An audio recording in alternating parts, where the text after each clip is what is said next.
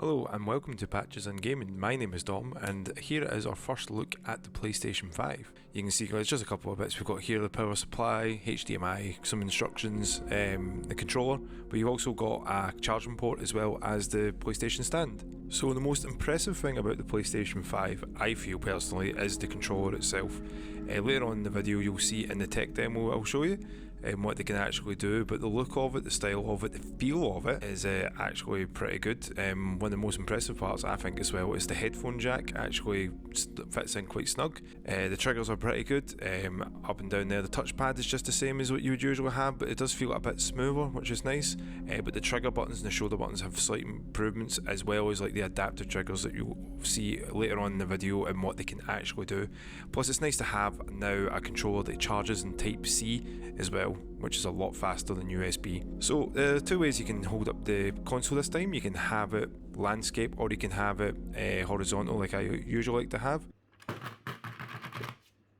Yeah, with the stands can be a bit funny, but I do prefer having it lying down.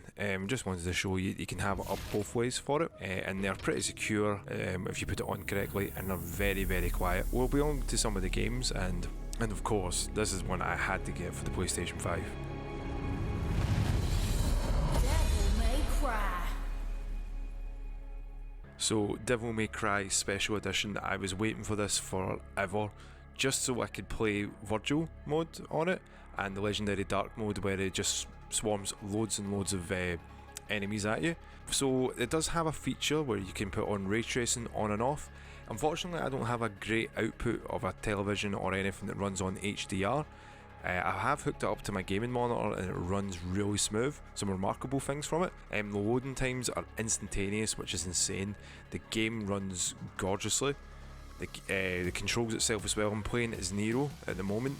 As you can see, the back it actually has like a bike engine, or you can rev it up, which isn't, well, this is the scenery around the first level of prologue. When you've got your sword you can rev it up, and the adaptive controller actually makes you feel like you're revving up Nero's sword. It's very impressive, very immersive, which I really enjoy. I was hoping that would happen in this special edition as well. Obviously, like Devil May Cry, I talk about it a lot on our podcast, which you can get on Spotify. If you just search Patches in, you'll see us there. The cutscenes have been improved as well. They've run really well.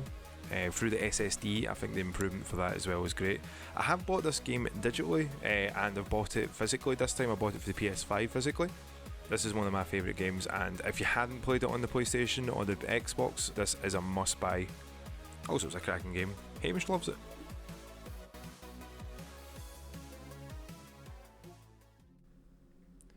So this is the layout of the media store part as well. As you can see how the games load up. They all, unfortunately, you don't have your customizable backgrounds yet, but they do run quite smooth. I do like the sound of it. I do like the layout of it. PlayStation Plus users do get like a PlayStation Plus collection where you can download the best-selling games of the PlayStation 4, which is quite nice to have. If you've not played Persona 5, I highly suggest that one as well. Your TV and video has been split up to it as well, where you can get your YouTube, Disney Plus, Netflix, Amazon Prime, Now TV. You can get all your latest footage there, which is really nice. Obviously Funimation's there, as well as Apple TV and Pluto TV. Funimation was bought by Sony recently, so that's probably why that's there as like a main estate one for it too. Runs really smooth, and I've had no real issues with this at the moment, but this is early days in the PS5's generation, so we'll see what they can improve with as well. ASTRO's Playroom is a free-to-play tech demo, basically. So if anyone's wanting to have a little go of what the PlayStation 5 can do, this is a great one to test for the new controller. Obviously with adaptive triggers, they work for 3D sound as well, so when you're going to the left or to the right hand side, the sound moves across to that as well. The touchpad, as you can see, is really sensitive for it as well, and you can actually write wee messages like that. Hey. Your motion sensor is just the same as you have with your PlayStation 4, but it has got a bit more with the vibration. It seems to work a lot better. And the microphone, as you can see, that little button that's just below the PlayStation signal, you can actually have a free range mic there, which is great. This is a nice wee tech demo that actually goes through the whole of Sony's console generations, including from all the way up to the PlayStation 4. It's nice to see like how far they've came and how detailed this all can be. It's very nostalgic as well, and if you are a big Sony fan, I highly suggest you play this. get on to unlock some of the achievements that are there, or the trophies. Some of the puns are pretty funny as well that they have underneath it as well, which I really enjoy. So as you can see, this is the layout of the playroom, which is nice sort of starting one for it. I decided to jump up a wee bit so you could just see the full scope of this. This is a wee secret area, but you can unlock quite a lot through this game. So there's the SSD Speedway, Memory, Melody, PlayStation Labo, Cooling Springs, and your GPU area, which I personally like. That guy floss. When you're running about, you can have a lot of fun with the wee ASTRO bots, which are popularised, I can remember, on PlayStation 4, if you had the VR headset. Yeah, I just started running about and beating these guys up. Thought it was fun. But they started following me for some reason, so I was like, oh, I'll just keep going. So the Labo here is basically everything you collect you can actually physically touch and see. It's great to have like a little homage to everything that PlayStation's done, and it's very refreshing just to see this as well. Check that out. And you get to use the motion sensors here as well. If you wanted to grab like some trophies, you can break that, and you get like wee Astrobots doing like great little things that you used to do. And your new artifacts, as you can see, you can get consoles and stuff like the PSP. So here's some of the levels that we've got here. And when you're skating across this, your pad vibrates to the way it feels like that, quite similar to the Nintendo Switch's one. It has a bit of weight to it when you're moving about. The sound coming from the controller as well helps immerse you even more. You also get a lot of like cameos as well. I love that one. It's great. A wee reference to Resident Evil. But you also get a full. You get to use the controller to its full capacity. From here, you can actually spring with the adaptive triggers. If you hold on long enough, you'll spring into much higher spin. And the GPU shows you like the teraflops, TREETOPS. So this is one I really liked for again with the adaptive triggers. That it shows you what you can use with grip.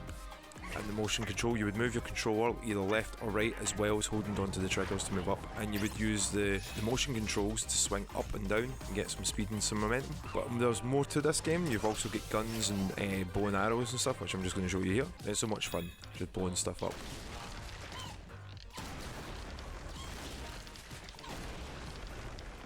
You also get boss battles through these levels as well, which is a lot of fun. They're not too hard, but they're not too difficult, so if you know anyone that's a bit younger, they will enjoy these games as well. It's also nice sort of just to display what you could potentially do with these controllers and what the graphics capability is for the PlayStation 5 this time. All in all, this seems like it's a great idea to have just as wee tech demos for it as well. Visually stunning, shows you what you can do with the controller and not fully what the console can do, but it also gives you just a little demo and a little taste of what things to come from Sony themselves. Thanks everyone. If you enjoyed that, please remember just to subscribe. We're also on Twitch at twitch.tv/PatchesInGaming. We also have a podcast on Spotify, Apple Podcasts, Google Podcasts. Just search Patches In. If you like more content like that, please leave a comment at the bottom and just let us know if you would like any more in-depth reviews, maybe of the Xbox Series X or any other new consoles like that. Just remember to give us a like and subscribe. My name is Dom, and thank you for tuning in. See you next time.